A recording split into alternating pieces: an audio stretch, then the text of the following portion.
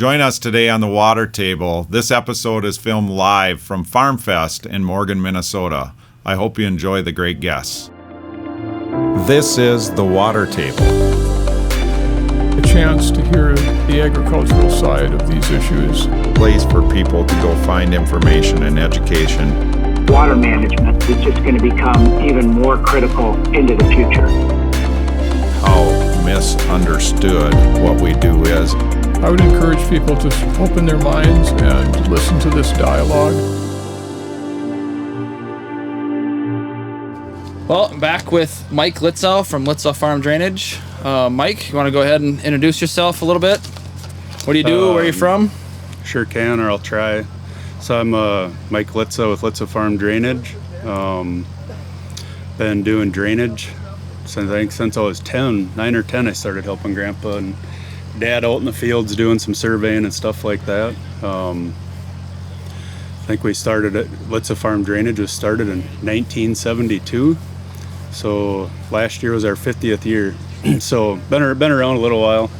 A lot of changes in that time frame. Went from one plow to now running multiple crews and all kinds of stuff going on. So Yeah. always something new and something challenging. Anything exciting about your business? Any major changes you've made in the last couple years? I'd say growth.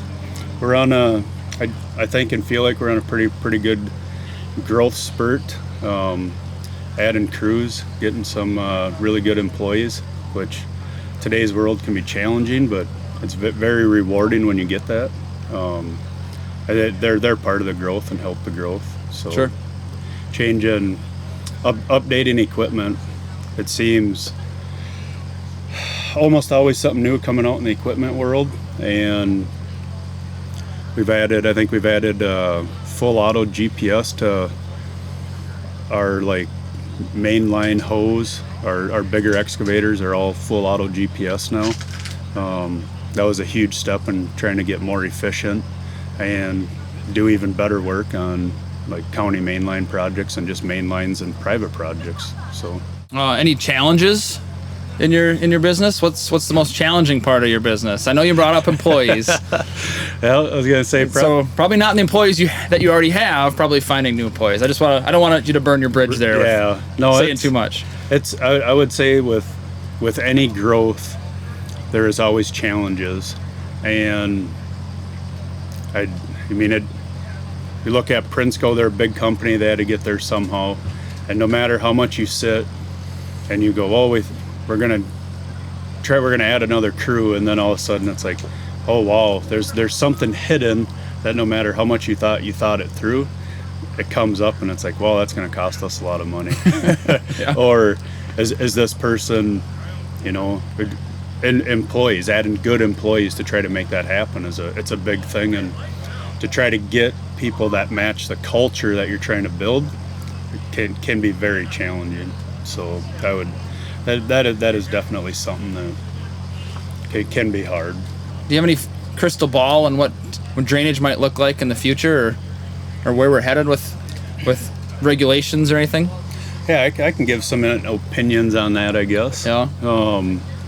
I guess one thing we get excited about is 3-inch.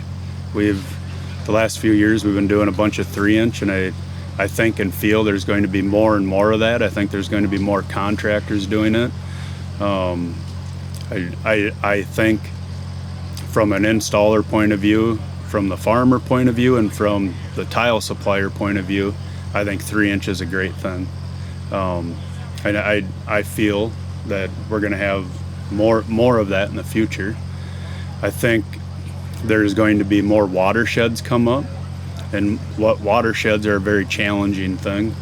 There's some locally that are popping up, and we got to try to look at them as not being restrictive, even though to a sense they are, but we can't flood everyone out by just pushing water downstream, and that's probably the reason some of the watersheds are coming in. So I think there's going to be more of them. There's going to be challenges to everyone in the drainage industry when these watersheds come up, and the watersheds are after water quality and flooding issues. And as contractors and tile suppliers and all the equipment suppliers, somehow we're gonna have to navigate through that to try to find an easy way to get through that, because it is going to be a challenge. In the next 10 years, I think there's going to be a lot of them that pop up, and we deal with a bunch of them already, and I would say for the most part they're really good to deal with. But when they come to a new area, it's good to be proactive.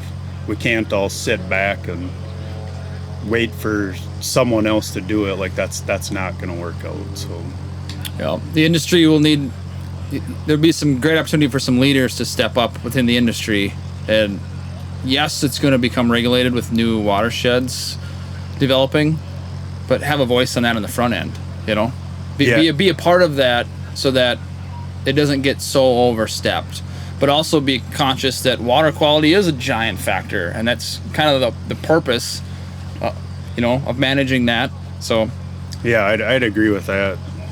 Hugely agree with that.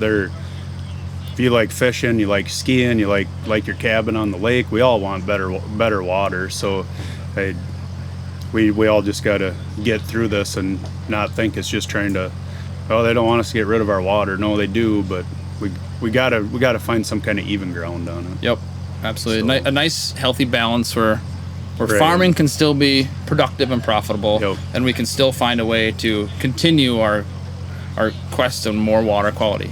Yep, that's a really good way to put it. Yep. Yep. What would you say is the most rewarding part of running a drainage business?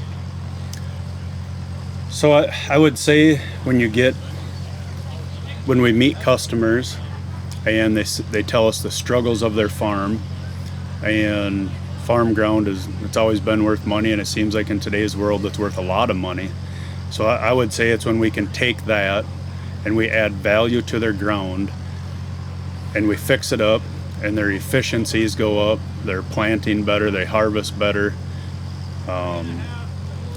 they're just bringing more value to their ground, and then hearing back from them saying, man, that made a huge difference. So I would say just knowing that we're bringing a lot of value to their operations is very rewarding to me and the employees, because it means a lot when we go out there and do the work and then hear back, man, I can't wait to see this farm. Or we're doing another project for them a year later, 2 years later, and they go, yeah, that last farm you guys did it's amazing, night and day difference. It's an awesome farm now. It's so great to hear that, and everyone gets busy, so you always don't get to hear that, but it's great when you get the good feedback. Yeah. So, yep.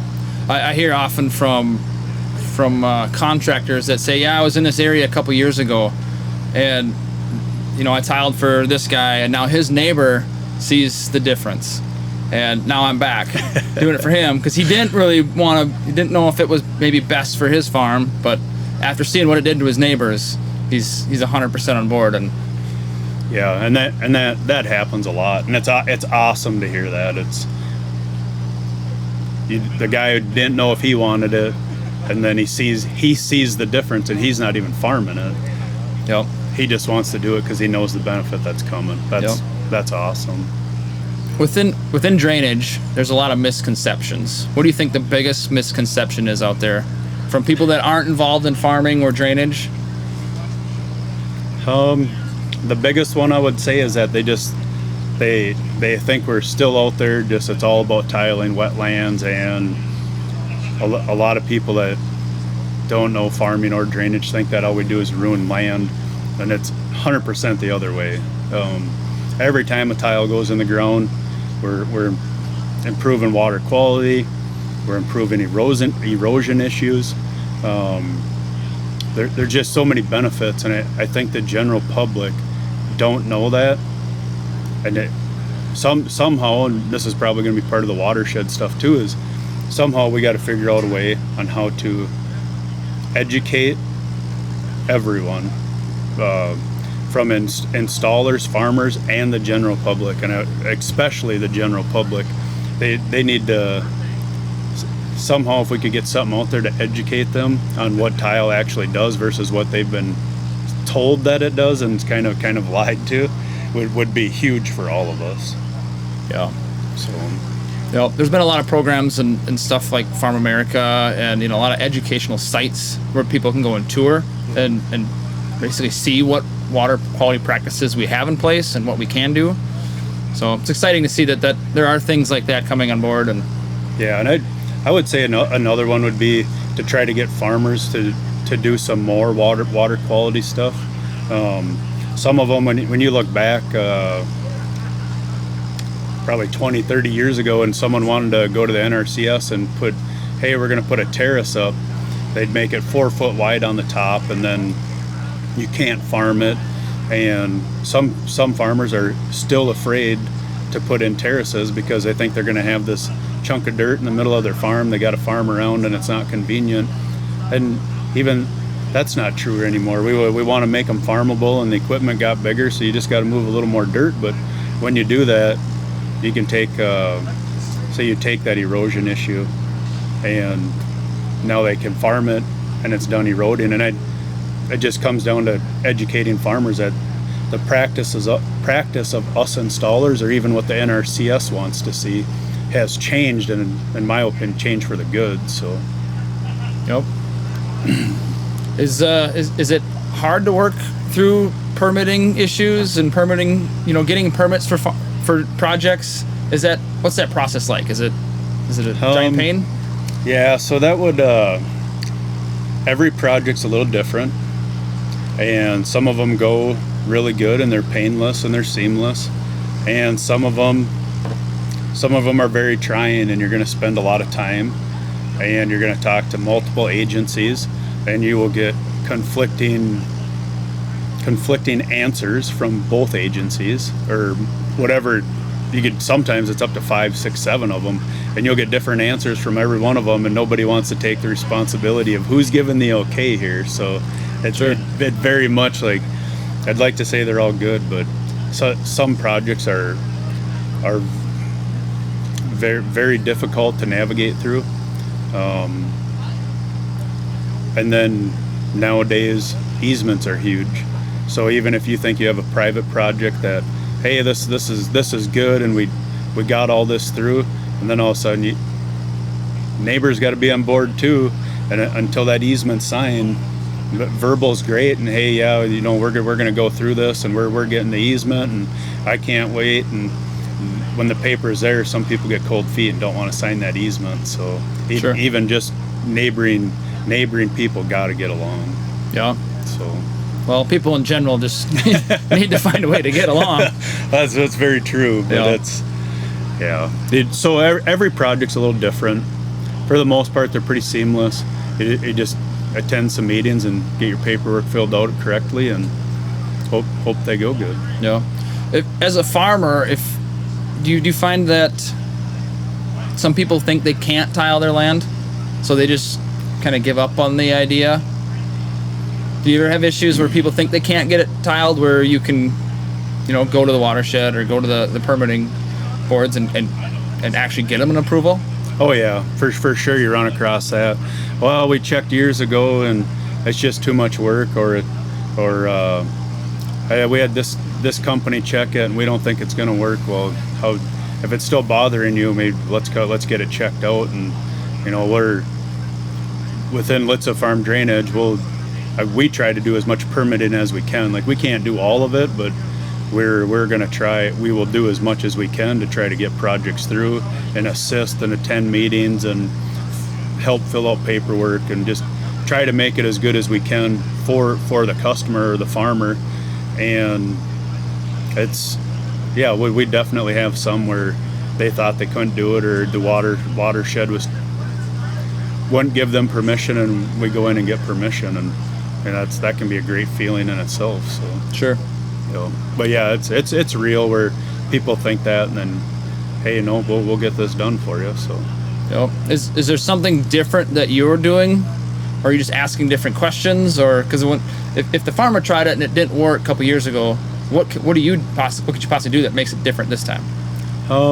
So it might not even be within us. It could be just a change on like a watershed board. Oh, sure. I mean, it could be that simple. Or when they sent in their 1026 paperwork, it comes back different. But we'll also spend time and more time than other contractors to, well, if this didn't work, why didn't it work? Okay, well, what if we do this, or what if we do this? And you try to look at it from different angles and different point of views and just get it figured out. And something crazy's got to happen that you can't get a project to work out. So what do you see coming in the future? Way to put me on the spot there. Yeah, so I was gonna throw it back at you. Yeah. I don't think it's going to get any easier to tile. I think we're going to have to adapt. As a farmer and a contractor and a supplier, we're all going to have to adapt with water quality. It's important. Don't get me wrong. We're all for water quality, but just like we talked earlier, you have to get along. So as an industry and as environmentalists and stewards of the land, we all should be on the same page and work together for it. Yeah, I agree with that. It's good. Yeah.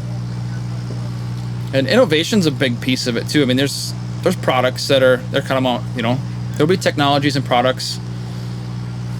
10 years ago, I didn't know what a saturated buffer was, or nitrate wetland. Tap teas. Yeah, there's a lot to it. There's a lot of change. I would say just education. I think is going to be huge.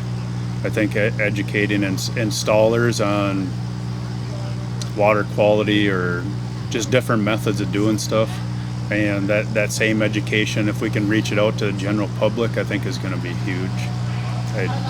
I just feel it's coming with the push for water quality, and the more everyone knows that's accurate information is going to be better for our industry. So, well said. All right, Mike. Well, that's all I got. Thanks for joining us on the water table, and enjoy the rest of FarmFest. Will do. You too. It's a hot one out here. Yeah. So. Thanks.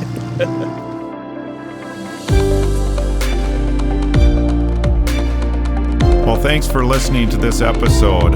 I have so much fun recording these. I hope you have as much fun listening as I do recording. These episodes are available on all major podcast platforms as well as YouTube. So find them and download them when you can. Thanks for joining us.